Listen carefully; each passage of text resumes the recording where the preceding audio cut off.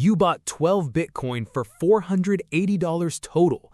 Today, that same wallet is worth over $1.3 million, and you still work the same IT support job you had back then. It was 2013. You were 22, fixing printers and resetting passwords for a mid-size insurance company in Ohio, making $34,000 a year. A guy on a forum you frequented, screen name Byteforge, never learned his real name, kept posting about something called Bitcoin, digital money nobody controlled. You thought it sounded like a scam. You read about it anyway, for 3 months, not because you believed in it, because you were bored on night shifts and it was more interesting than the printer queue. In November, you bought 12 coins, $40 each, $480 total, about 2 weeks of grocery money. You told yourself it was an experiment. You didn't tell your girlfriend at the time. You didn't tell anyone. 6 months later, it was worth $1,200. You felt smart for about a week. Then it dropped to $300. You almost sold everything just to make the anxiety stop. You didn't, mostly because selling felt like admitting you'd been an idiot for buying it in the first place. You forgot about it for 2 years. Not on purpose. Life happened. You switched jobs, moved apartments twice, got a new laptop, and almost didn't bother transferring the wallet file. Almost. In 2017, you checked it during a lunch break out of pure boredom.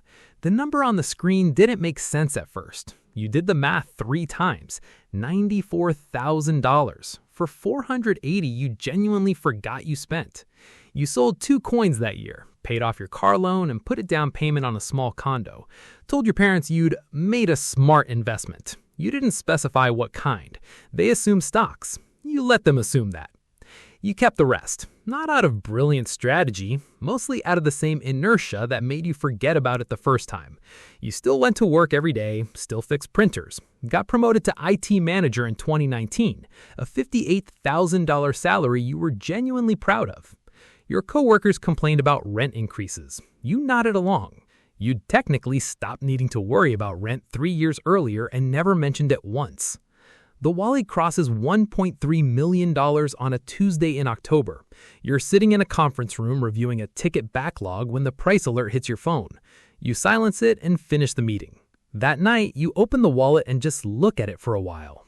10 coins left. You think about Byteforge, the guy from the forum.